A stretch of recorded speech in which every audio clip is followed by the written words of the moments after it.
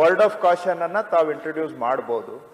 ವ್ಯಕ್ತಿ ಬಗ್ಗೆ ನೇರವಾಗಿ ಉಲ್ಲೇಖ ಮಾಡದೆ ಮಹಿಳೆಯರು ಯಾವ ರೀತಿ ದುರುಪಯೋಗ ಆಗ್ತಾ ಇದ್ದಾರೆ, ಮಹಿಳೆಯರ ಮೇಲೆ ಶೋಷಣೆ ಹೇಗೆ ಆಗ್ತಾ ಇದೆ, ಆ ಮಹಿಳೆಯರನ್ನೇ ದುರುಪಯೋಗ ಮಾಡಿಕೊಂಡು ಸಮಾಜದ ಸ್ವಾಸ್ಥ್ಯವನ್ನ ನಾವು ಹೇಗೆ ಕೆಡಿಸ್ತಾ ಇದ್ದೇವೆ, ಆ ವಿಷಯದ ಬಗ್ಗೆ ಮಾತಾಡಿದ್ರೆ ಎಲ್ಲೂ ಕೂಡ ಎನ್ಕ್ವೈರಿಯನ್ನ ಪ್ರೆಜುಡ್ಯೂಸ್ ಮಾಡಿದಾಗೆ ಆಗೋದಿಲ್ಲ.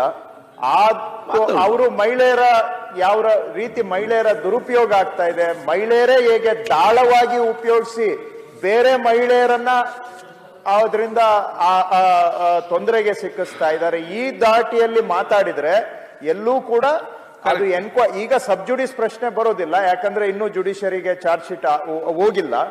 ಈಗ ಬರೋದು ಎನ್ಕ್ವೈರಿನೂ ಪ್ರಿಜುಡಿಸ್ ಆಗಬಾರದು ಅನ್ನುವಂತಹದ್ದು ಅದರ ಸಾರಾಂಶ ಇದೆ.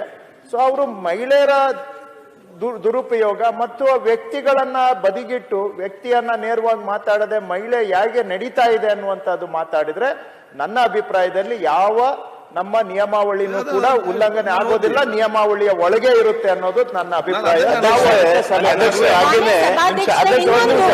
ಇದು ನಿಜವಾಗ್ಲೂ ಚಿಂತಾಜನಕವಾದ ಪರಿಸ್ಥಿತಿ. ಯಾಕಂದ್ರೆ ಇದು ಅತ್ಯಾಚಾರ, ಅಪವಾದನೆ ಅಥವಾ ಆರೋಪ ಇರೋದು ವಿಕಾಸಸೌಧದಲ್ಲಿ ನಡೆದು ಹೋಗಿದೆ ಅಂತ. ಒಂದ್ ನಿಮಿಷ, ಅವರೆಲ್ಲ ಮಾತಾಡ್ಲಿಕ್ಕೆ ಅವಕಾಶ ಕೊಡಿ. ವಿಕಾಸಸೌಧದಲ್ಲಿ ನಡೆದು ಹೋಗಿದೆ ಅಂತ